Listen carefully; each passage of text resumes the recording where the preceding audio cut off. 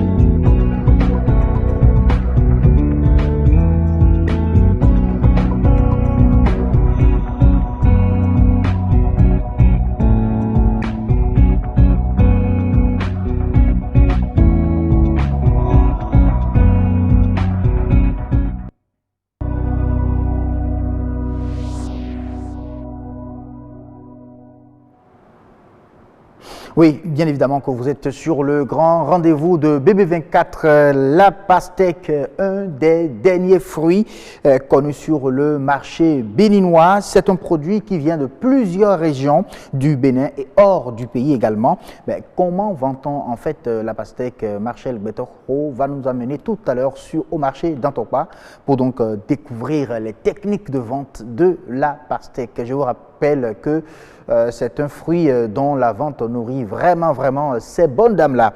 On en parle dans un instant.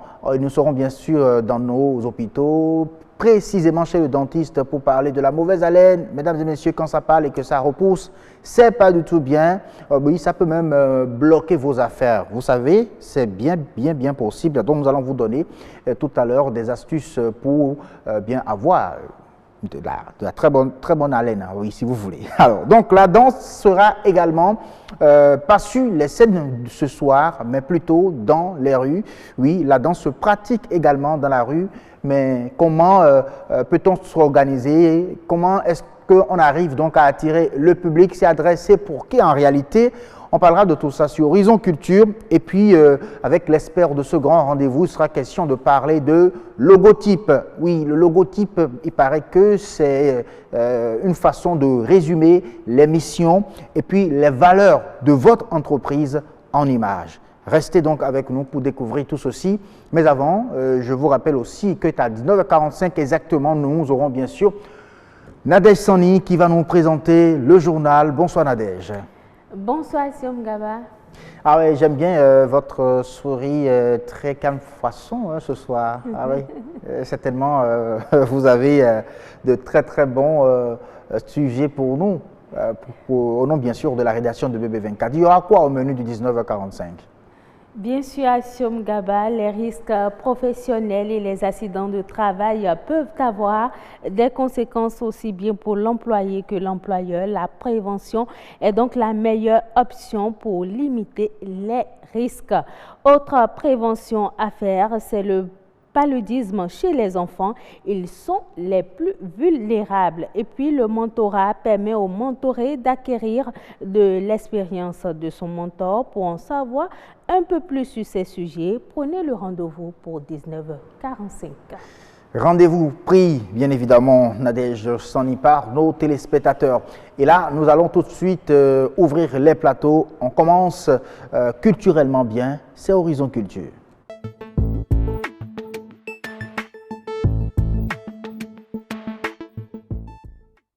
Oui, mesdames et messieurs, merci beaucoup de nous rejoindre dans notre temple de la culture. Ça parle Horizon Culture ce soir et nous allons parler de la danse qui se pratique désormais, bien sûr, dans la rue, pas uniquement sur la scène, les scènes réglementaires, non, dans la rue, mais comment ça se pratique en réalité. On va découvrir cela, mais avant, nous allons suivre ce reportage et revenir sur le plateau.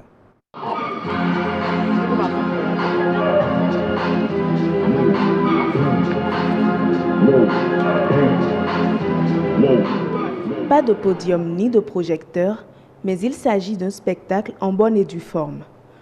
Une fois par semaine au moins, ces jeunes se rassemblent sur des places publiques afin d'esquisser des pas de danse longuement répétés. Le public se forme au fur et à mesure. Pour eux, l'objectif est précis. On veut créer en fait une sorte de monde en fait où on peut se retrouver entre jeunes, s'exprimer sans qu'il y ait forcément quelque chose à gagner en fait. D'abord, ça nous permet de mieux nous connaître, ça nous permet de créer des liens parce que en dehors de la danse, nous avons tous une vie sociale et tout. Donc, tu auras rencontré quelqu'un ici forcément et demain tu auras besoin de cette personne-là. La danse de rue est un concept assez répandu, mais elle n'est pas toujours appréciée à sa juste valeur. Chose déplorable pour ceux qui s'y adonnent. À l'extérieur, par exemple au Burkina, c'est ça qui donne à manger aux jeunes. Mais au Bénin, quand tu fais ça, on te traite comme un vaurien ou bien celui qui ne fait pas travailler. Alors que nous tous, on a nos diplômes. On essaie de vivre avec cela, essayer d'avoir quelques petites activités à côté et pouvoir s'exprimer en fait, pour ne pas avoir des regrets plus tard. En fait. Cette forme de danse comporte des éléments assez intéressants. L'exporter pourrait donc s'avérer bénéfique. Par exemple, la danse que je viens de faire là, on appelle ça crampe. C'est à la base de pas traditionnels africains qu'on a créé la danse là. Donc vous voyez un peu, donc l'Afrique, le Bénin, on a beaucoup de choses à valoriser à l'extérieur. Nous comptons faire un truc international, mais pour cela, il va falloir qu'on commence ici, voir l'ampleur que cela aura et l'impact que cela aura sur les gens en fait. Nous aimons cela.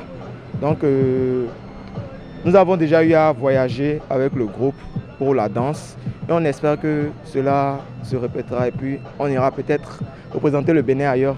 La danse de rue est partie des États-Unis.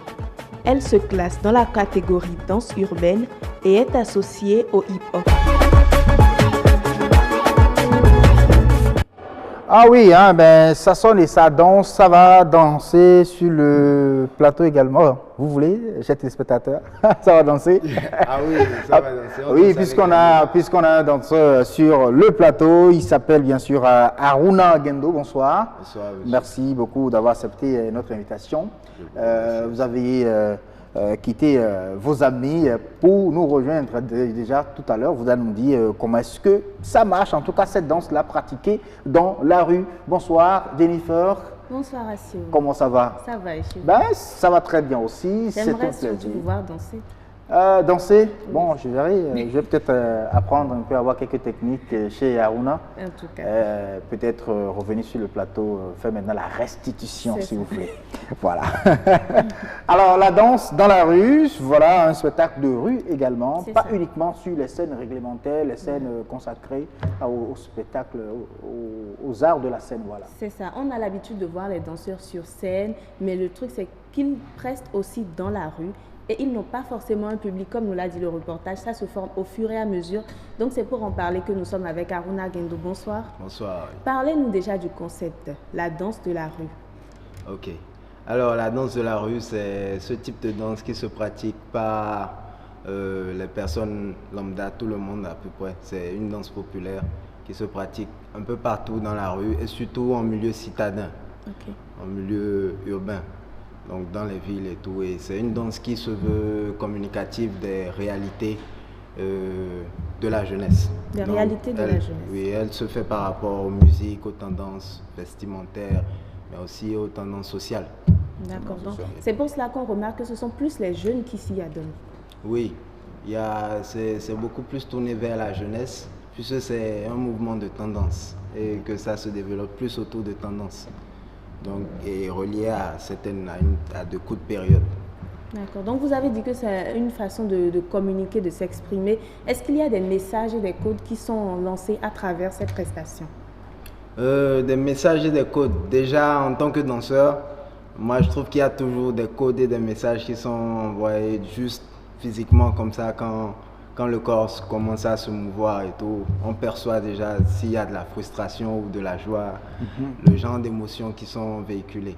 Donc après, en tant que jeune, on a forcément, venant de certains milieux, chacun essaie d'exprimer ce qu'il vit par rapport. Moi, j'ai l'impression que c'est il doit y avoir beaucoup plus d'improvisation dans vos prestations, si je comprends bien. Oui. Donc, vous ne répétez souvent pas, ou bien il y a quelques-uns qui se retrouvent, qui répètent, et qu'après, quand vous êtes là, d'autres vous rejoignent, c'est ça? Oui, c'est partiellement ça. Mais déjà, il faut savoir que les danses urbaines naissent d'improvisation déjà. Et c'est une plateforme d'expression vraiment libre, accessible à tout le monde. Donc, ça naît de l'improvisation. Et après, quand on a un certain nombre de personnes et un groupe de personnes rassemblées, on commence à faire des chorégraphies et des spectacles pour... Voilà, on met des choses en place. Vous amenez quand même des baffles, de la musique pour jouer, c'est ça? Ou bien c'est entre vous seulement, vous mettez la cadence? Ça dépend. Des fois, on vient avec des baffles, des fois, on vient sur le silence, des fois, on vient avec des instruments acoustiques. Acoustiques, oui. Et donc, vous jouez, vous dansez? Oui, on joue. Et moi, j'aimerais bien comprendre, quand vous venez en silence ou sous le silence, comme vous dites, comment vous arrivez à danser? Bien, sur le silence, c'est un peu plus compliqué. Là, c'est comme un discours. Le silence, comme on le dit en danse, c'est la plus grande plateforme qui permet d'accueillir n'importe quel motif sonore et tout. Donc, on essaie de construire un discours comme si on parlait, mais sans mots, juste avec le corps. Parce qu'avant tout, la danse, c'est ça, c'est du body language. Et en ce qui concerne les chorégraphies, si vous improvisez, comment ça se fait que vous vous accordez? Oui, pour s'accorder, on utilise le système démocratique.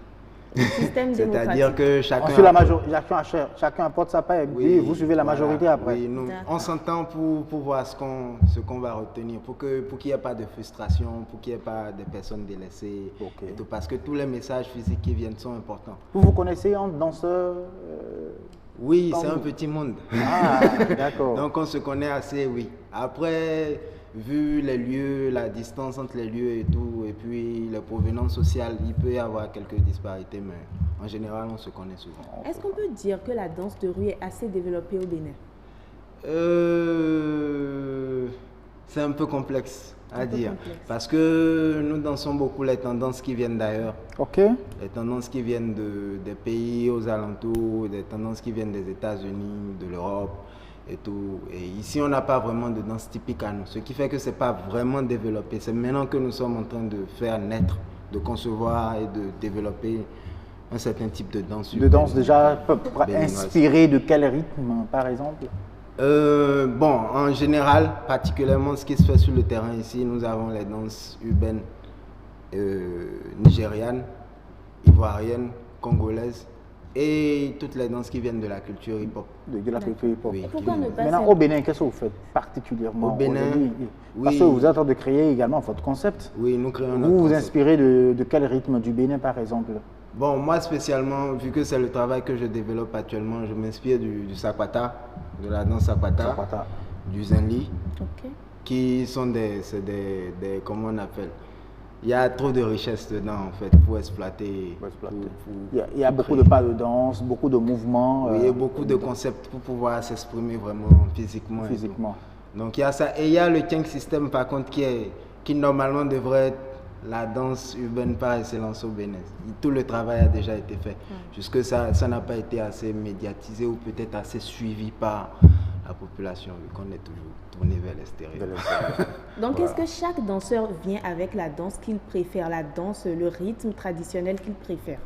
Oui, déjà, oui. Vu que c'est une plateforme libre Est-ce que c'est vraiment ouvert? On est vraiment ouvert à tout. On n'est pas conservateur, on n'est pas traditionnaliste. Je suis à la maison, moi-même, j'aime danser. Oui. Je veux intégrer peut-être le concept. Comment on fait? Ben, vous venez sur les espaces où nous nous entraînons. Vu que c'est hyper accessible, c'est la rue. Oui. Et voilà, vous venez. Les espaces, c'est où? Est-ce que vous avez les autorisations pour vous installer? Non, pour l'instant, on n'a pas d'autorisation. Ce mouvement-là est né justement des frustrations. Et c'est un mouvement qui va un peu à contre-courant. Donc, il n'y a pas d'autorisation. Par contre, il y a des centres qui se professionnalisent aussi dedans. Il y a le centre multicorps Wallo, qui est en face de la place des Martyrs. Il y a le centre UDC, Urban Dance Center, qui est dans la zone de Livingston. Et il y a d'autres centres. Ok, vous dites que c'est parti de la frustration. Justement, j'allais vous demander comment ce courant est venu au Bénin. Bon, moi, je dirais, plus moi, j'ai commencé à être professionnel, à intervenir professionnellement en matière de danse depuis 2006. Et à l'origine, c'était juste une passion. C'était pour, comment on appelle, l'intérêt de pouvoir exprimer quelque chose de nouveau et d'explorer d'autres horizons, d'amener d'autres univers. Est-ce que vous pensez qu'on gagnerait à développer, à promouvoir la danse de rue en ce qui concerne le développement culturel? Oui, je pense que c'est une des meilleures choses à faire pour nous parce que ça va permettre de créer des emplois. Ça va permettre aussi de donner une image identitaire à cet aspect culturel-là du Bénin. C'est-à-dire qu'au Bénin, on aura ce genre de label de danse urbaine qui viennent du Bénin. Et on n'aura plus à copier les autres. On sait qu'en matière de culture, désormais, on parle beaucoup plus de l'économie, de la culture. Vous n'allez pas danser pour danser. Dansez également pour gagner quelque chose. Comment arrivez-vous à rentabiliser tous vos efforts? Est-ce que ça se rentabilise déjà? Oui, ça se rentabilise. C'est assez compliqué. Maintenant, nous avons les cours que nous donnons, parce qu'il y a plein de gens qui veulent apprendre. Nous avons des petits spectacles que nous organisons et beaucoup d'événements que nous organisons souvent et on essaie de se faire financer. Après, on a aussi les projets de mixage entre la danse contemporaine et la danse urbaine. D'accord. Tout à l'heure, dans l'élément qu'on a suivi, notre intervenant et danseur parlait de voyager. Est-ce que vous arrivez à rentabiliser plus au Bénin ou c'est beaucoup plus à l'extérieur? À l'extérieur, on rentabilise mieux. Parce qu'à l'extérieur, il y a déjà des politiques culturelles qui sont développées par rapport à la danse, à la culture. Mais au Bénin, vous rentabilisez quand même? C'est comme c'est de la survie. Et comme je l'ai dit, on est à l'étape embryonnaire. Donc c'est maintenant que nous faisons tout le travail. Merci beaucoup d'avoir accepté notre invitation, Monsieur Aruna. Assiom, ce sera tout pour notre plateau. Oui, seulement que vous n'avez pas dansé. J'attendais que vous dansiez pour vous suivre. Non, vous n'avez pas dansé. Bon, Aruna était là, vous avez juste parlé. Mais voilà, c'est bien, j'aime ces pas de danse là. Waouh, super, super.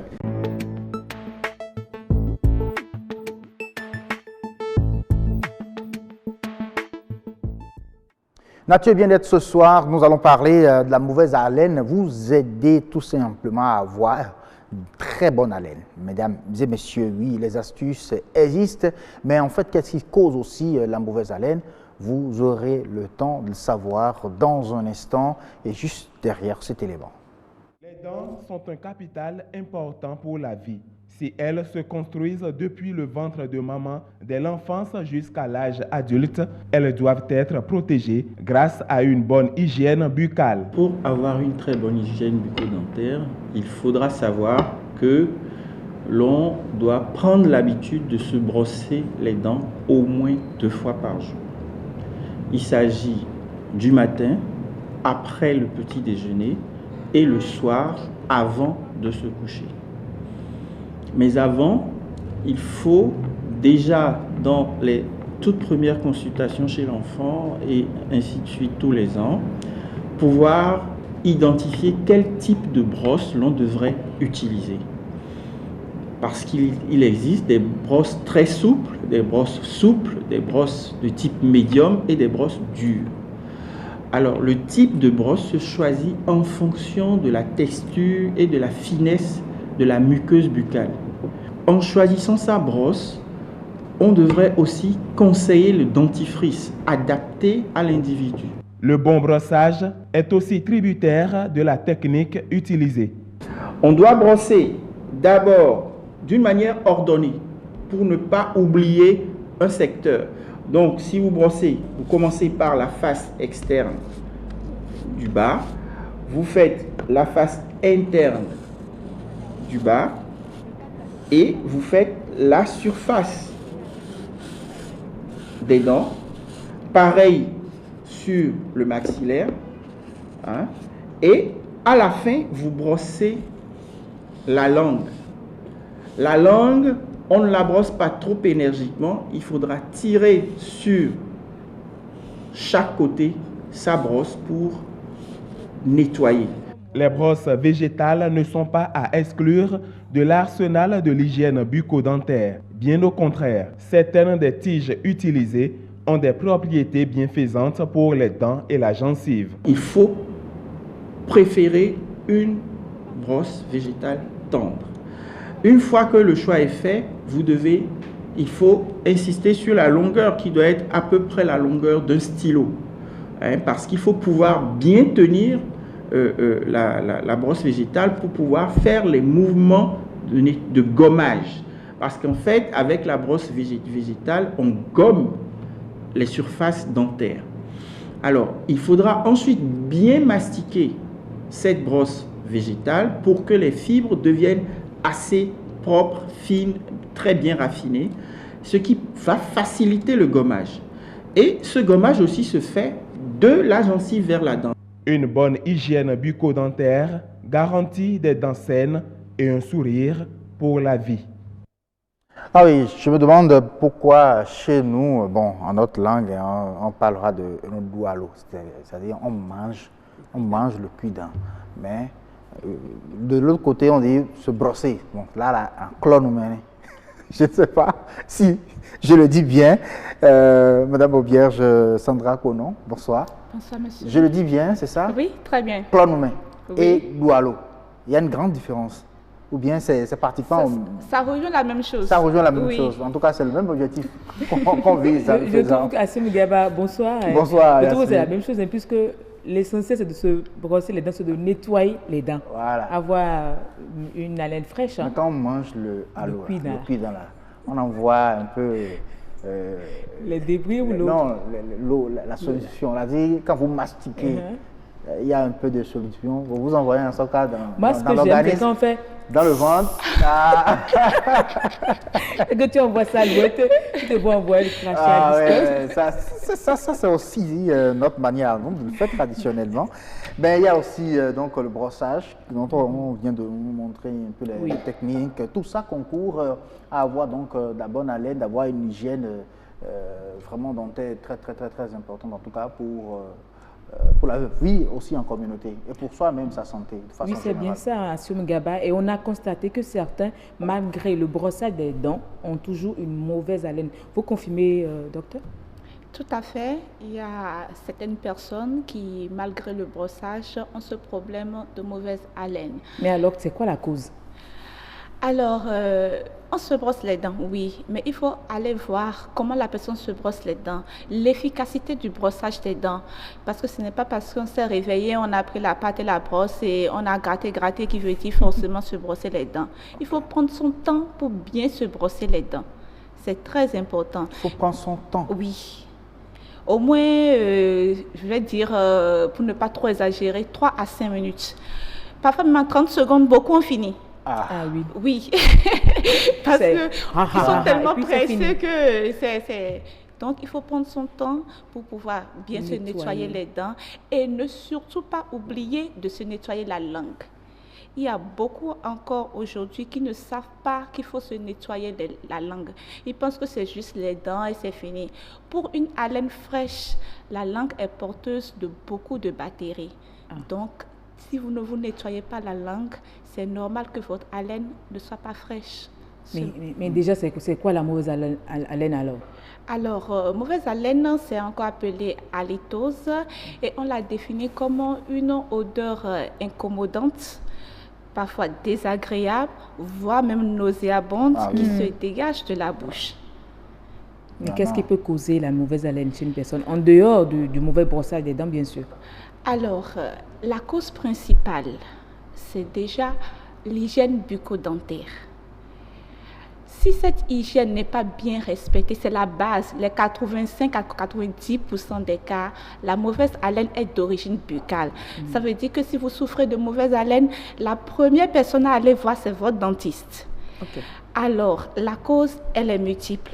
En dehors de ce problème de mal se brosser les dents, de ne pas bien prendre son temps et autres qu'on vient de dire, il y a aussi certaines personnes qui ont des multiples caries dans la bouche.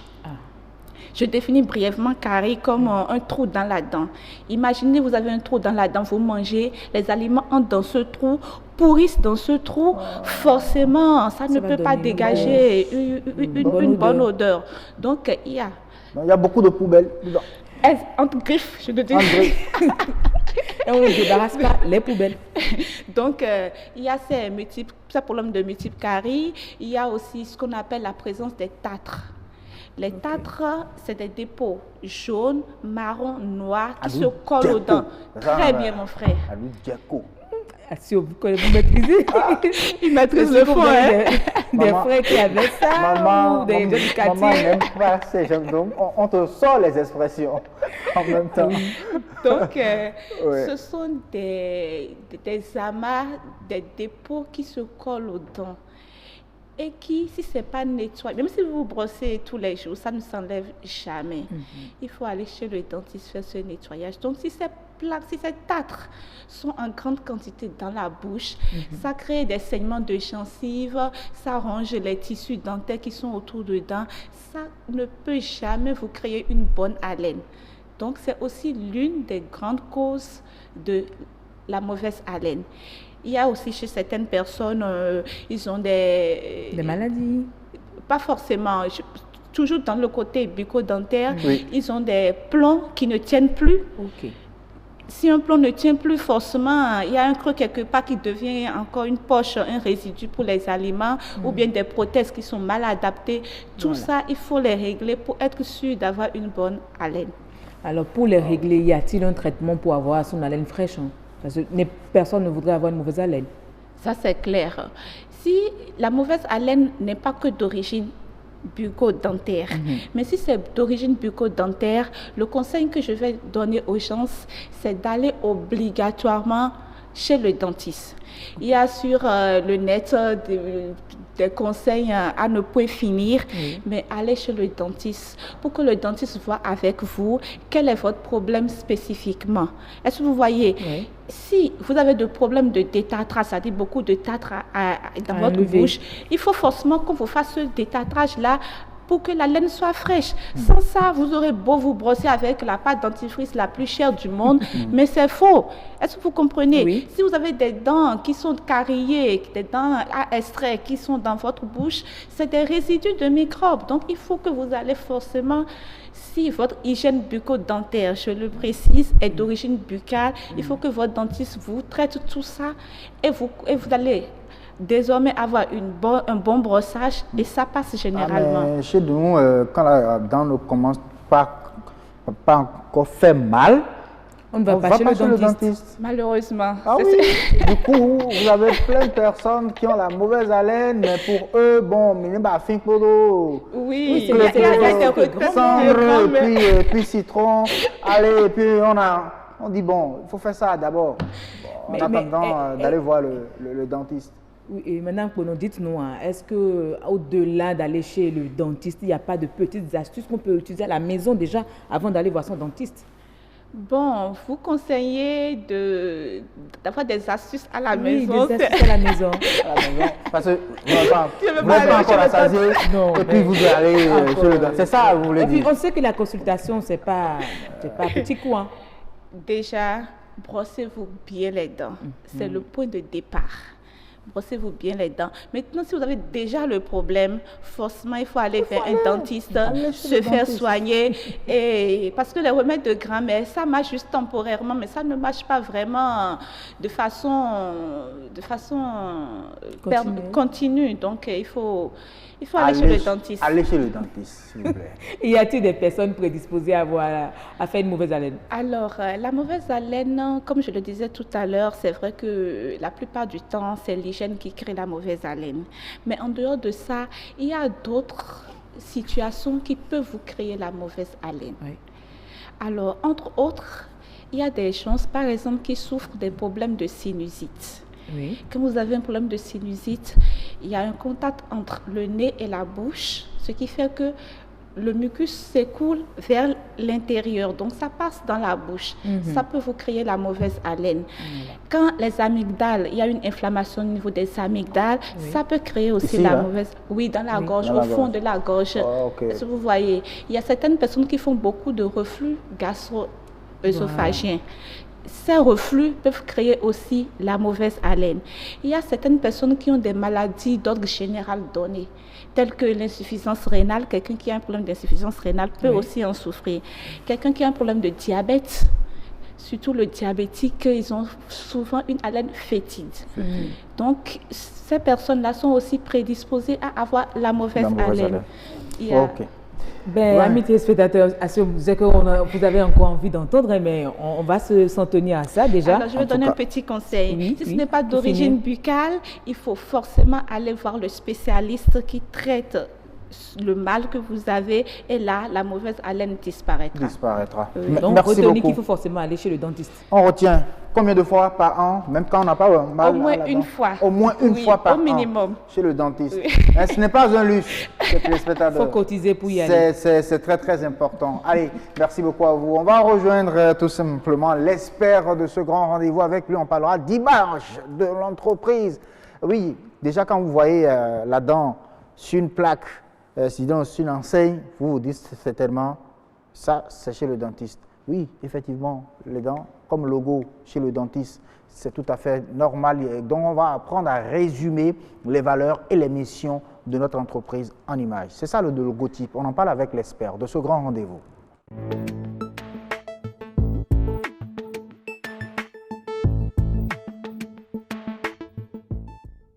Sur le plateau, nous sommes avec Firmin Tovo-Dounon, qui est consultant en publicité. Il est également graphiste designer. Bonsoir, Firmin. Bonsoir, Sion. Merci beaucoup d'avoir accepté une fois encore notre invitation sur ce plateau. Au plaisir. Et il est question aujourd'hui de parler de logotype, de Ouais. parler de ces illustrations-là qui permettent bien sûr aux entreprises, en tout cas de résumer, c'est pas leur mission, leur valeur. Je ne sais pas si j'arrive vraiment à définir le logotype. Oui. C'est ça. Merci beaucoup. Le logotype, d'abord, c'est une invention des imprimeurs au début des années du 19e siècle. Et grâce à l'essor de l'évolution de la production de l'industrie, de la production de marques, ça a vraiment, c'est devenu un outil incontournable pour l'image de toute entreprise, parce que ça incarne l'identité visuelle de toute entreprise. Okay. Donc, un logo, c'est une création graphique qui incarne simplement l'image d'une entreprise à travers laquelle on reconnaît cette entreprise, les activités dans lesquelles ils sont, les domaines d'activité ainsi que les autres. Donc, à travers juste le logo, Ouais. on peut déjà savoir Ouais. dans quel domaine Exactement. l'entreprise là Ouais. est, Ouais. dans quel secteur, Exactement. quel service Voilà. il offre tout simplement. Par exemple, je prenais l'exemple tout à l'heure du dentiste. Ouais. Vous voyez pratiquement tous les cabinets dentaires, vous voyez forcément Voilà. l'image de la dent. Oui, ça aide simplement le public cible à s'identifier rapidement par rapport à ça, histoire de ne pas forcément lire pour comprendre, avant de comprendre le sens vraiment de cette entreprise-là. Donc, est-ce que c'est un moyen de communiquer à ceux qui ne savent pas lire ou qui n'ont pas le temps de lire? Dans un sens, c'est pour communiquer, et dans un autre sens, c'est pour que le public puisse garder votre image éternellement dans leur tête. Parce que le but fondamental de la création de l'objectif de la création du logo, c'est d'arriver à identifier, à faire en sorte que l'entreprise soit identifiable parmi beaucoup d'autres entreprises.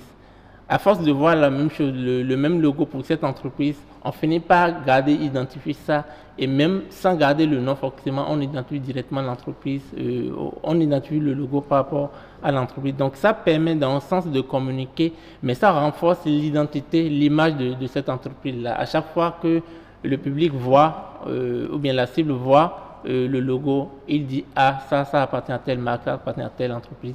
Et ça permet également de créer le lien entre tous les produits qu'une entreprise peut créer. C'est-à-dire, je prends une entreprise qui crée par exemple du lait, qui crée de la macaroni, du mayonnaise, des sardines. Vous voyez, tous ces produits-là vont porter le logo de l'entreprise. Ça permet à quelqu'un, quand il prend ce gamme de produits, de dire « Ah, ça appartient à telle entreprise, c'est la même entreprise, mais qui a créé tous ces produits-là. » Tous ces produits-là. Voilà. Ah, je vois, en réalité. Donc, c'est ça le logo, voilà. Ça permet en tout cas d'identifier. Et voilà. On est donc ici de citer déjà les missions voilà. Et les objectifs dans le logotype.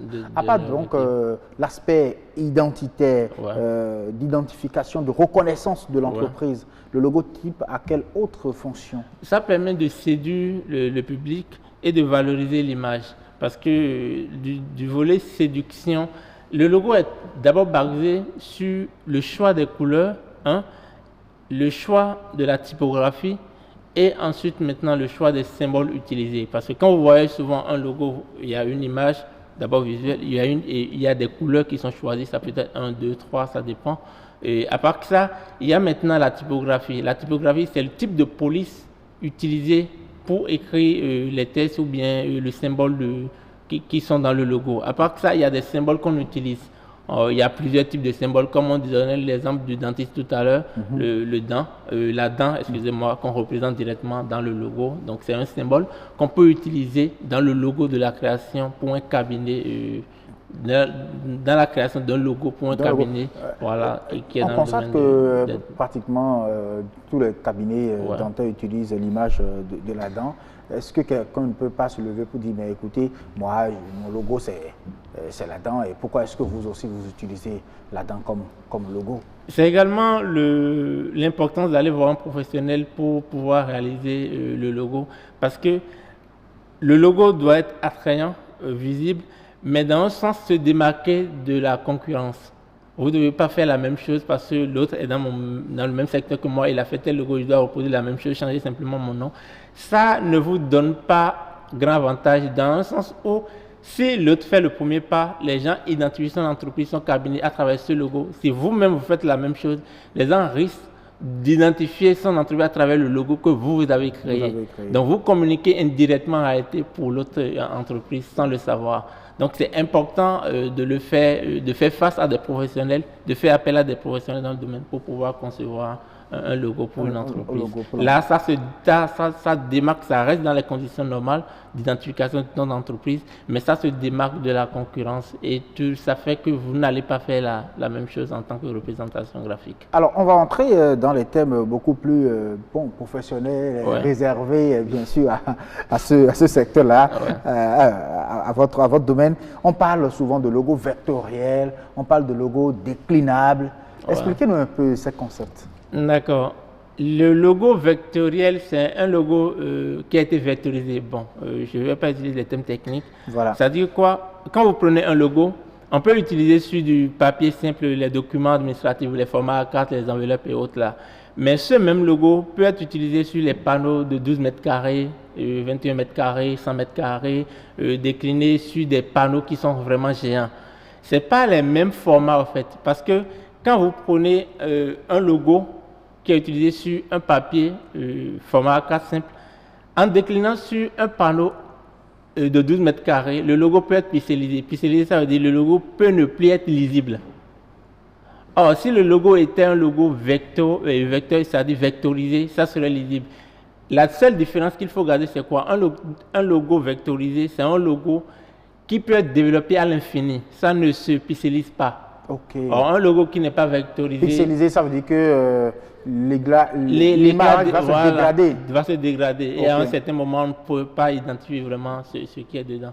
Donc, c'est seulement la différence. Le logo vectorisé est déclinable sur peu importe le support, le format que vous voulez, mais le logo qui n'est pas vectorisé ne peut pas être décliné sur tous les supports. Parce qu'en tant qu'entreprise, vous êtes amené à communiquer sur vos propres documents que vous utilisez, sur les affiches, sur les panneaux, etc. etc. Alors, comment est-ce qu'on peut vraiment mettre en exprimer au logo les valeurs d'une entreprise? D'accord. Est-ce que c'est à travers les couleurs, à travers ce qu'on écrit? Est-ce qu'il faut mettre déjà les activités dans le logo et tout ça?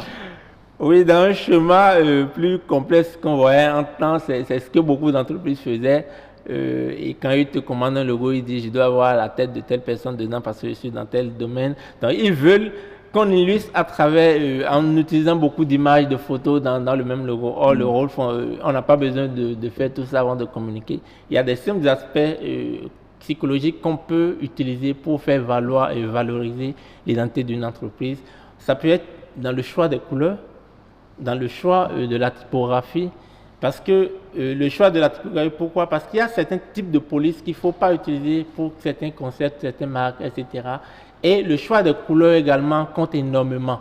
Parce que si la personne est dans le domaine, je prends un exemple, dans le domaine de l'environnement, souvent on tente plus dans les couleurs qui sont des pantômes de couleur vert. Parce que ça illustre directement le volet environnement. C'est comme vous roulez dans votre voiture, vous voyez un panneau, on a mis stop, mais le panneau est en noir. C'est pas, on ne voit pas, voilà. Parce que de façon psychologique, quand on voit la couleur rouge, on sait directement que c'est... Dans la rue, dans les plaques, sur les plaques, on se dit, ça c'est interdit. Exactement. Et dans l'autre sens, l'usage des symboles également aide beaucoup. Il y a certains symboles qui ont de la valeur, qui parlent d'eux-mêmes. Donc, si vous maîtrisez vraiment ces aspects-là, c'est utilisable pour composer un logo. Alors, qui est-ce qu'il faut voir quand vous parlez de professionnel qu'il faut voir pour se faire concevoir son logo? Qui est-ce qu'il faut voir en réalité? C'est les graphistes qui créent les logos. Donc, le mieux, c'est d'aller voir un graphiste professionnel du domaine. Ce ne sont pas les imprimeurs? Non, l'imprimeur est là simplement pour imprimer. Ce ne sont pas les informaticiens simples aussi? Non, c'est un graphiste qui crée les logos.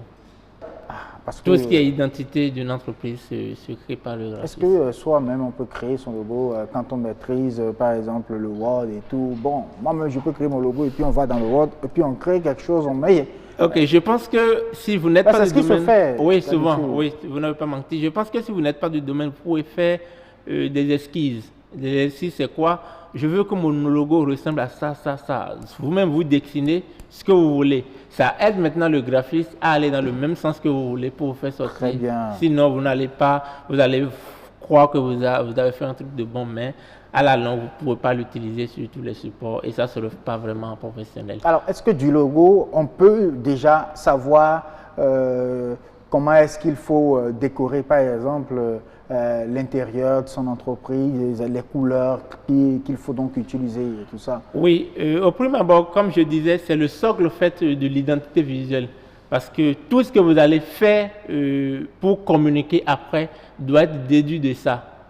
Et même pour la création de la charte graphique de l'entreprise, ça part d'abord de la création du logo. Avant de partir, je vais vous poser cette question-là. Okay. Certainement, les téléspectateurs également attendent que je pose la question. Ça coûte combien un logo? Pour tout aspect du côté créatif, je ne pense pas que ça a une valeur limitée. Bon, au minimum, un logo coûte combien? Moi, dans mon cabinet, c'est à partir de 100 000 au minimum. Un logo? Oui. 100 000? Oui. Là, c'est sans trop de détails sur l'élaboration complète d'une charte de graphisme. Sinon, ça va dans les normes de millions. Donc, pour la plupart du temps, c'est comme ça. Donc, ça dépend de ce que vous demandez. Exactement. Et c'est sur la base de ça que le graphiste essaie d'évaluer un peu. Merci beaucoup à vous d'être venu sur le plateau, nous expliquer tout ça. On comprend donc les valeurs et les missions de l'entreprise à travers, bien sûr, le logo. Il est l'heure du journal. Merci beaucoup à vous, Firmin Tovodounou, d'être venu sur ce plateau. On continue avec vous, chers téléspectateurs. Cette fois-ci, nous allons vous inviter dans la rédaction de BB24. Il est 19h45 avec Nadège Sané.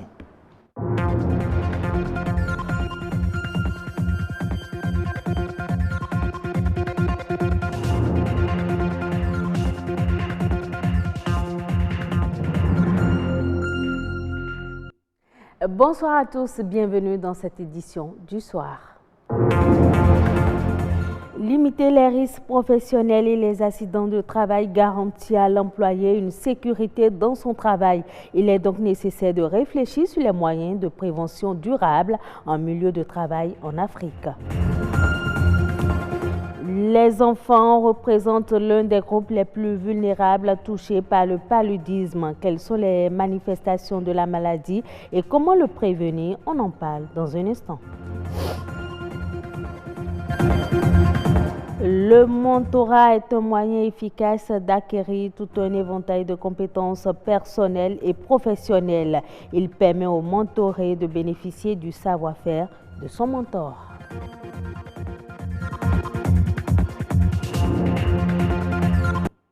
Dans l'entreprise comme la vie, c'est bien connu, il vaut mieux prévenir que guérir.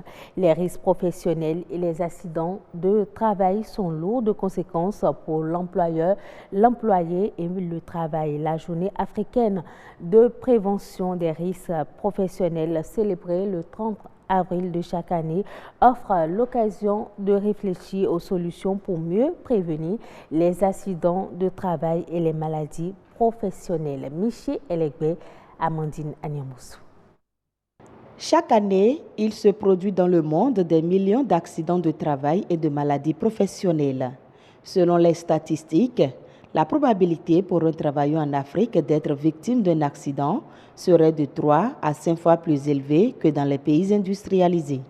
Mais depuis quelques années, la tendance est à la baisse, surtout au Bénin. En 1994, nous étions à 1045.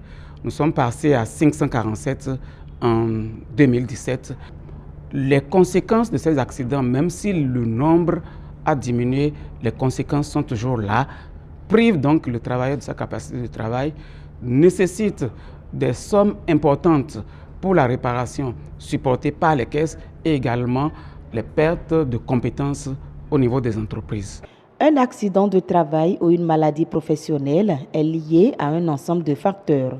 Il y a par exemple la poussière, il y a l'exposition des agents à des produits toxiques qui finissent par provoquer des maladies. Mais n'oublions pas un élément important, les accidents survenus dans la manipulation des outils de travail tels que les machines et autres, auxquels s'ajoutent bien sûr les accidents qui surviennent pendant les trajets du domicile au lieu de travail et vice-versa. C'est donc pour mieux prévenir les risques professionnels qu'une journée africaine de la prévention au travail a été instituée. Depuis, disons, 1997, nous travaillons à l'éradication des accidents du travail et des maladies professionnelles en milieu du travail. Mais les actions doivent s'inscrire dans le temps. Les actions doivent durer dans le temps. Il ne s'agira pas désormais de mener des actions ponctuelles pour prévenir les accidents du travail, mais assurer la durabilité des actions, donc la permanence des actions dans le temps. Un concept nouveau est en cours, c'est la vision zéro accident, zéro risque et zéro mort. Le Bénin devra nécessairement s'inscrire dans cette logique pour mieux prévenir les accidents du travail. Gouvernants, employeurs et travailleurs, tous sont appelés à œuvrer pour une éradication totale des risques professionnels. Les enfants sont les plus touchés par le paludisme. Cette maladie est la première cause de consultation dans les hôpitaux. Comment se manifeste-t-il chez l'enfant et comment le prévenir? Un spécialiste nous en parle au micro de Louis Kodogbo et Baudelaire Kanchidi. Le paludisme, vu plus tôt, ce qu'on appelle le paludisme simple, va se manifester surtout par la fièvre. Une fièvre avec une température supérieure à 37,5. On peut avoir, à part la fièvre, les maux de tête, les courbatures, la nausée et les vomissements. Vu tardivement, on peut avoir un paludisme grave qui va se manifester par des crises convulsives, une hypoglycémie sévère, un coma, les urines Coca-Cola, un saignement anormal au niveau des narines. La prévention, elle est à 3 niveaux. On va d'abord parler de la prévention primaire, la prévention secondaire, la prévention tertiaire. La prévention secondaire, tertiaire, ça concerne surtout les médecins. Et la prévention primaire, c'est surtout à la maison avec nos mamans, nos filles. C'est l'hygiène. Maintenir la maison propre, C'est un facteur très important pour diminuer les cas de paludisme. À part l'hygiène, nous avons l'utilisation de moustiquaires imprégnés à longue durée d'action, d'insecticides à longue durée d'action, et le port de grillage aux portes et aux fenêtres. Et on peut utiliser aussi l'air conditionné pour prévenir le palud. Ce qu'il faut faire devant tout cas de fièvre, c'est de venir à l'hôpital pour que le médecin puisse confirmer s'il s'agit vraiment d'un paludisme, pas un test de diagnostic rapide ou une goutte épaisse ou un frottis sanguin densité parasitaire. Pour réussir, il faut des sacrifices et des exemples à suivre. Le mentorat est une relation interpersonnelle de soutien, d'aide, d'échange et d'apprentissage dans laquelle une personne d'expérience offre sa sagesse dans le but de favoriser le développement d'une autre personne. Tout le monde a besoin de mentors pour réussir dans la vie. Entre mentor et mentoré, c'est une relation étroite qui favorise le développement de l'un et expose la fierté de l'autre. Louis Koudogbo, Samson Thiomon et Gloria Oni pour le reportage. Le développement personnel et celui des entreprises préoccupent plus d'un. Le recours à l'aide physique ou morale d'une tierce personne plus chevronnée que soi motive et rassure. Un mentor offre son encadrement, mais aussi son expérience pour aider le mentoré à atteindre des résultats qui suscitent admiration. Très basiquement, n'importe qui a besoin d'un mentor. Du moment que vous êtes dans une démarche d'apprentissage et de croissance personnelle, tant individuelle que professionnelle, on a besoin à un moment donné de plus expérimenté que soi. Le plus important, c'est d'identifier celui qui répond à vos valeurs, celui qui répond à votre aspiration et qui se trouve plus ou moins dans les mêmes domaines que vous. Pour révéler le potentiel et accroître le rendement, certains entrepreneurs font appel à des mentors qui les orientent afin d'éviter certaines erreurs. C'est quelqu'un qui nous aide à identifier les points sur lesquels nous pouvons nous améliorer, à identifier les ressources clés vers lesquelles nous pouvons nous rapprocher et qui nous aide en fait à gravir petit à petit les différentes étapes qui nous mènent au succès. J'ai eu avec mon équipe un mentor tunisien qui, avec son expérience dans l'aide au levée de fonds, nous a aidé aujourd'hui à parfaire notre business plan, à parfaire notre plan financier, à être plus aptes à lever des fonds à l'international. Une relation efficace entre un mentor et son mentoré doit se baser sur la confiance. Aussi, le respect mutuel entre les deux s'impose-t-il en amont. Vous conviendrez avec moi que, afin d'apprendre de quelqu'un, il faut pouvoir créer ce lien, cette relation nécessaire qui fait que vous êtes assez ouverts l'un envers l'autre. Tu es obligé de t'abaisser, d'avoir les postures de quelqu'un qui veut apprendre. En effet, les mentorés peuvent tirer profit des connaissances organisationnelles du mentor. Ce dernier peut également être pour eux une source d'information. Un mentor doit s'assurer par la suite que son mentoré a atteint ses objectifs. Mes mentors m'ont permis d'identifier les points de faiblesse de mon produit, m'ont permis d'améliorer déjà un peu et d'établir un chronogramme d'évolution de ce que j'ai à faire pour que le produit se porte bien. Un mentor peut être physique ou virtuel. Il soutient son mentoré en faisant un suivi régulier de ses résultats. Selon une enquête réalisée en 2017 et publiée sur le site du Figaro, le mentor contribue pour 18% dans la réussite du mentoré. English Connect est un programme d'apprentissage en anglais gratuit. Il est destiné aux pays d'Afrique de l'Ouest. Pour la phase pilote au Sénégal, c'est l'université virtuelle qui a été choisie. La cérémonie de lancement s'est tenue en présence du ministre britannique des Affaires étrangères et du ministre de l'Enseignement supérieur du Sénégal, Jeanne Dio. English Connect, un programme lancé en 2018 au profit de près de 400 étudiants. Son objectif, permettre aux apprenants de bénéficier des opportunités d'enseignement de la langue anglaise. Le programme, c'est un programme global sur 3 pays qu'on va étendre sur 10 pays de l'Afrique de l'Ouest. Et actuellement, on travaille en Sénégal sur 3 volets, donc avec les ministères, mais aussi avec la formation des formateurs, ce qui est impératif pour le futur, et aussi le soutien pour les apprenants de l'anglais, avec toute une gamme de ressources motivantes qu'ils puissent utiliser gratuitement pour améliorer leur anglais. Pour un programme innovant de l'apprentissage en ligne, l'Université virtuelle du Sénégal est choisie comme partenaire pour la phase pilote. Dans cette phase-là, donc, il y a plusieurs de nos étudiants qui ont participé au programme, au même titre que les étudiants des autres universités publiques et privées. Et notre apport est de pouvoir mettre à profit notre expérience dans l'enseignement à distance, mais aussi de pouvoir mettre notre infrastructure, notamment cet espace numérique ouvert et les autres espaces numériques ouverts dont nous disposons au bénéfice du programme. Le ministre des Affaires étrangères de la Grande-Bretagne a partagé son expérience avec les étudiants sur l'avantage d'être polyglotte, une vision que partage le ministre de l'Enseignement supérieur venu participer au lancement du programme English Connect. Au Kenya, les pertes post-récolte en pommes de terre sont évaluées à 40% dans le comté de Nakuru.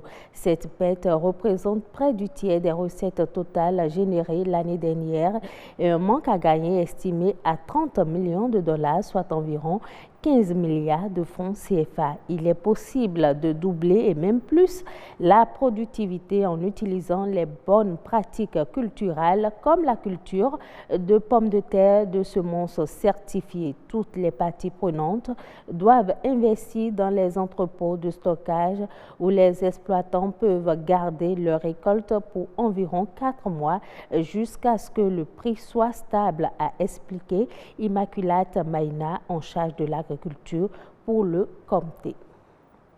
Ce sera tout pour cette édition. Merci de l'avoir suivi. À très bientôt. À très bientôt, Nadège Sani. Passez une très bonne soirée et bien des choses à toute votre famille. Merci à Gaba et bonne soirée à vous également. Merci beaucoup. La soirée continue avec vous, chers téléspectateurs, sur le grand rendez-vous.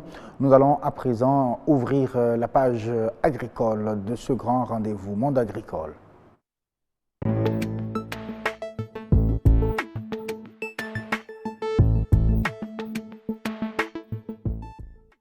Monde agricole, ce soir, nous parlons de la pastèque et surtout sa commercialisation. C'est un des derniers fruits à rejoindre le marché béninois. Oui, la pastèque ne se consommait pas, ça se jetait, mais voilà. Après donc sa découverte au Bénin, bon, ça se mange, ça se commercialise et ça dépend également des saisons puisque c'est un fruit qui vient de plusieurs régions également. On verra tout ça dans un instant, parlant bien sûr de sa commercialisation. Nous rendons bien sûr au marché d'Antokpa avec l'aide de Marcel Gatoro. Pendant longtemps, la pastèque a été considérée comme un fruit du septentrion, mais de nos jours, elle est produite aussi bien dans le nord du pays que dans le sud du pays. Dame Cédro-Lucienne va nous aider à mieux comprendre les différentes variétés de pastèques qui existent ici au Bénin. Bonjour maman. Bonjour tata. Il faut gagner. Terminer le fit. Mine tokpa sopla doto. Fit un pasika d'ici sogie. Pasika de samine le fit. Bon pastèque yo alors panambi akade. Parce que et des temps on va boire nos quoi. À mon gagne mais il va y périr. Mi ton wa eno de quoi pour. Et le dion le me ouais des din. Pour à mon daho le fit et des 1000 francs. Moyen de 500 et de 400 et de 300 gbe. Mais ka holo mi gon mo le et des ipon we yo. Et des no ide giro to ho me. Fi dem no ho pasteur ko de chubo no wa to pa fi. Mi de le ro tagyo mi adogbe nu me gle we le mi adogbe na. Pa upo don e no je hunle don e mi no ibo no iko but you feel no dagba sin don mo no be wa fi nu mi no ton e po wo no wa do ni lo mi ndo kwesi Suzame o Burkina no wa Burkina je wa ji ka e ye wa we mi no je pasika di sin ya obi pátápátá bo pastèque si ajo bi wa o ve tele we de e do a o ve pepe de wa pasika di sin ajo a Toli pasika di ganolo de ay meresi grema ho 41 dion au moins à 30 000 40 000 ba kan ho na lo 12 pwe di a he we su pon bo tu veux na ikwe mais wazo na ikwe mais wa de no na ikwe on kwekwe no wa parce que disi ajo pastèque si a hioro kan iholo me di on ne we de kan wo de me mi ne di on de ya e va hitanwe do kan wo de me mi ne di on so du de nu bi la wa di on klesi le bi e se kwe de ye de apo e de ona bi mo mi no sa e ma kale vo de ana bi mo mi no sa no e de bi mi ton kle ho ton alo pa o ton wa mi no sa da ho mi no sa 400 300 mi no sa moyen point 200 de mi no sa point 1 e sa mi le di 600 lo gan lo mi to pa mi ton bra hire nu ye he wa mere he wa no aple me client le no tun lo e po ko nu e mo yon do e do so bla to po ni dan de na ho e do de ton po nu e wa mi gan e we no atun lo e va hiro gan lo le me de do ko me de no e po e ka va hiro gan lo le me. Eh bien, vous avez compris, la commercialisation de ce fruit qu'on appelle la pastèque n'est pas chose facile, mais qu'en est-il de la consommation de ce fruit? Quelques Béninois se prononcent. Je sais que ça contient de la carotène et c'est bon pour les yeux. Mais très souvent, c'est en forme de fruit. Je n'ai pas l'équipement nécessaire, sinon d'ici là, je pourrais aussi en consommer sous forme de jus. J'aime consommer la pastèque sous forme de jus. Moi, je ne trouve pas trop de goût à ça. Juste que j'aime ça, c'est tout. Ça a beaucoup de vertus. Parce que ça a beaucoup de vertus, ce qui est normal. Au fait, le temps vient, je mange correctement. Bon, le temps vient, bon. Il faut voir un peu, donc je ne peux pas dire avec précision. Ah oui, hein, on revient bien sûr en plateau. On a compris tout simplement un marché de la pastèque. Bonsoir, hein, Marcel Guetoro, comment allez-vous? Ça va bien, bonsoir, Assim. Oui, je sais ce qui vous fait rire, parce que vous pensez que j'allais répéter la dame et parler de pastèque, c'est ça? C'est ça? Amis téléspectateurs, bonsoir. En tout cas, elle a beaucoup plus parlé de pastèque que de pastèque. On comprend tout simplement. Pastèque, ça coûte cher ces temps-ci. N'écoutez pas Assim Gaba, hein. C'est la pastèque qu'on dit et elle a dit juste en fond, en langue fond. Hein. On a compris. Ok, oui, effectivement.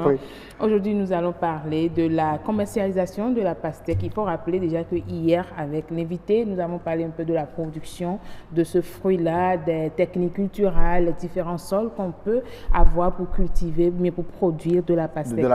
Aujourd'hui, c'est de voir un peu au niveau du marché de commercialisation comment ça se passe. Alors, vous êtes allé sur un marché où la pastèque coûte actuellement cher, mais il y en a quand même sur le marché. C'est ça le paradoxe. Vous voyez, il y a assez de pastèques, mais vous pensez que ça coûte moins cher. Mais ces pastèques ne sont forcément pas produites au Bénin. C'est des pastèques qui nous viennent de Lomé. Donc, du coup, quand on ajoute le système de transport, le coût de transport au coût d'achat, donc le coût de revient, ça coûte plus cher. Ce qui fait qu'il y a actuellement de la pastèque, mais qui ne coûte forcément pas moins cher. Donc, c'est une période qui n'est pas trop favorable pour la vente. Pas pour la vente, pour la production de la pastèque ici. Pour la production de la pastèque ici, mais pour la vente, oui, parce que c'est un fruit que tous les Béninois consomment, que ce soit au niveau des manifestations, vous voyez ça, on utilise ça dans les plats de décoration, de fruits, de desserts. Donc, c'est un fruit très prisé, mais actuellement disponible, mais qui coûte un peu cher. Qui coûte un peu cher parce que c'est importé, ce n'est pas encore la production locale. Apparemment, au Bénin, vous avez dit que ça se produit au sud et au nord. Oui, au Bénin, ça se produit au sud, notamment au niveau de Ouida et de Kpaou. Mais actuellement, ce n'est pas encore cette pastèque qui est sur le marché. Également, ça se produit au nord, mais ce n'est pas la période. La période de la pastèque du nord, c'est un peu avant les fêtes. On a la pastèque du Nord un peu avant les fêtes et la pastèque du Burkina aussi qui vient bien après. Donc actuellement, c'est la pastèque de Lomé qui coûte un peu cher qui est là. Mais il faut dire aussi que la commercialisation de ce fruit-là a un petit, comment dirait-on, a un avantage mais également des difficultés. Alors parlez-nous alors des avantages déjà. L'avantage, c'est que vous voyez, c'est un fruit que tout le monde aime.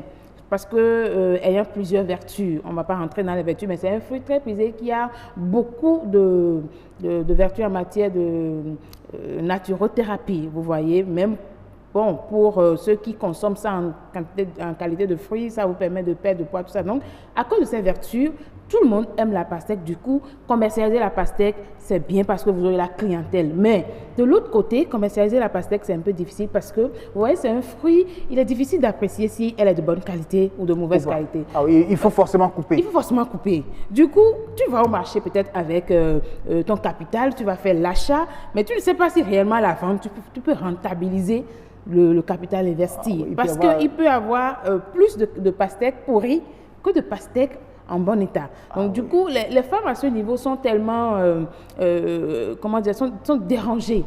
Hein, sur le marché. Elles n'ont pas encore les astuces. C'est vrai que hier, l'invité a donné quelques astuces, taper, et tout ça. Mais est-ce qu'il faut taper, par exemple, si je veux prendre 2 quarantaines ou 3 quarantaines, ça fait 120 pastèques. Oui. Est-ce que je vais m'asseoir, taper 120 pastèques pour savoir si c'est de la bonne qualité ou de la mauvaise qualité? Le problème se pose. Donc, c'est un commerce un peu risqué pour cette dame-là, surtout quand la période n'est pas trop favorable à la production. Comme cette période, par exemple, vous voyez, prendre le risque d'aller jusqu'à l'extérieur, importer de la pastèque qui peut-être, une fois à destination, ne serait pas de la pastèque de la bonne qualité. Oui. Vous ne pouvez pas retourner les pastèques. Je rappelle qu'il y a plusieurs variétés de pastèques. Je ne sais pas si vous avez retrouvé toutes ces variétés sur le marché. Oui, il y a plusieurs variétés de pastèques, mais on ne peut pas retrouver toutes ces variétés actuellement. Actuellement, parce que il n'y a que la variété rouge qui soit là. Oui, actuellement, il y a la variété rouge parce que l'autre variété, il faut avouer que ça vient beaucoup plus du Burkina Faso. Et actuellement, ce n'est pas la période propice pour la pastèque du Burkina Faso. Donc, les différentes variétés, oui, même actuellement, tout sur le marché, je vais dire non. Bon, a priori, je dirais non. Mais si on fouille un peu, on peut avoir des échantillons et tout ça. Okay. Donc, c'est un peu ça au niveau de la commercialisation. Mais il faut avouer aussi qu'il y a l'autre volet de la commercialisation, c'est-à-dire la transformation de la pastèque en matière d'agro-business. On peut transformer la pastèque et en faire de jus de fruits. Là aussi, le problème se pose parce que, vous voyez, c'est un fruit, comment dirait-on, la durée de conservation est un peu limitée. Donc, ou vous ajoutez des additifs pour conserver. Mais s'il faut consommer la pastèque de fruits crus comme ça, c'est que c'est peut-être les restaurants, les hôtels où vous allez. On vous fait ça en même temps sur place, d'accord. Vous prenez ça à la maison, tout simplement. Donc, c'est pas comme les jus d'ananas où on peut vraiment conserver sur une bonne période et tout ça. C'est un peu risqué. De la même manière, je constate qu'il y en a ces dames-là en matière de commercialisation toujours qui vont acheter les pastèques là et qui les coupent maintenant en morceaux. C'est une autre activité. En morceaux, mettent dans les sachets pour vendre. Mais après, si, on suppose tout simplement que ces bonnes dames-là n'arrivent pas à épuiser le stock découpé en morceaux. Qu'est-ce qu'on fait de ça le lendemain? Est-ce que c'est vendable encore? Vous voyez, c'est un fruit qui ne reste pas. Et ces bonnes dames ne se déplacent pas. Ces bonnes dames, du moins, ne se déplacent pas avec un frigo ou avec, c'est pas une glacière pour conserver. Elles ont juste leur couteau, elles essaient de couper, elles attachent. Encore que ce n'est pas la meilleure manière de consommer de la pastèque. Donc, vous voyez, quand elles n'arrivent pas à terminer leur vente ou bien à épuiser ce qu'elles ont découpé, c'est que ça devient une perte pour elles. Voilà, c'est l'autre variété qui est à l'écran là, la variété jaune, qui a à l'intérieur jaune, voilà, c'est ça. Et à part ça, il y a la variété rouge là, qu'on connaît beaucoup plus au marché. Mais cette variété, elle n'est pas fréquente sur le marché béninois. Du tout pas, du tout pas. Surtout cette variété, du tout pas sur le marché béninois, je ne pense pas. Mais la variété rouge, beaucoup plus, c'est ça d'ailleurs même qui montre que c'est de la pastèque, la couleur rouge. Quand c'est pas rouge à l'intérieur. Je peux confondre ça banalement à la mangue, qui actuellement aussi est disponible sur le marché. Donc, je disais tantôt qu'au niveau de la commercialisation, cette dame-là qui vont couper cette pastèque, c'est aussi une activité rentable, mais aussi avec beaucoup d'inconvénients, beaucoup de difficultés, parce que si tu ne finis pas de vendre la pastèque dans la journée, ou tu donnes à quelqu'un pour consommer, ou ça part tout simplement à la poubelle. Parce que tu ne peux pas ramener cette pastèque-là demain pour faire encore son commerce. Donc, on comprend tout simplement que le coût élevé de la pastèque est justifié par le fait de l'importation, puisque le coût de transport s'y ajoute. Du coup, c'est le consommateur final qui paye pour ça. Et bon, voilà, on verra bien qu'est-ce qu'il faut faire en réalité pour avoir la pastèque locale de façon permanente? Améliorer la production ou bien donner plus de moyens pour que cette production, parce que c'est pas un fruit qui est saisonnier, non, c'est un fruit qu'on produit à plein temps. Donc pourquoi ne pas donner les moyens aux producteurs pour quand même faire cette culture-là à plein temps? Et là, on aura notre pastèque de chez nous à plein temps et moins cher. Non seulement ça évite les risques liés au transport, parce que la bonne dame qui prend un moyen de transport pour aller acheter de la pastèque, rien ne garantit, comme côté sécurité, circulation, rien ne garantit qu'elle va rentrer sain et sauf. Donc, et puis c'est de l'argent du BNR qui va à l'extérieur aussi. Donc peut-être améliorer la productivité de la pastèque serait un atout pour les producteurs, mais beaucoup plus pour les commerçantes et commerçants qui pourront réellement avoir de la matière première à disposition n'importe quand, n'importe où et quand est-ce qu'ils auront envie d'acheter de la pastèque. Vraiment, merci beaucoup à vous d'avoir effectué cette enquête, Marshall Betoro. J'ai aimé en tout cas l'entretien avec la dame au marché. C'est vrai, il faut dire que j'ai mangé assez de pastèques, ne vous inquiétez pas. Ah oui, vous ne ma pas. Hein. Ça va venir, c'est promis. D'accord. Ouais. Donc on se donne rendez-vous peut-être lundi prochain pour un autre sujet, monde agricole toujours. Merci beaucoup à vous, Marshall. Merci. Merci beaucoup pour ce sujet. J'ai aimé ça. Hein. Je sais pas si j'aime manger aussi de la pastèque. N'oubliez pas. Chers téléspectateurs. Allez, ce sera tout pour Monde agricole ce soir. Mesdames et messieurs, nous allons jeter notre dernier coup de regard, deuxième bien sûr, pour le compte de cette soirée, sur le tableau météo avant de partir.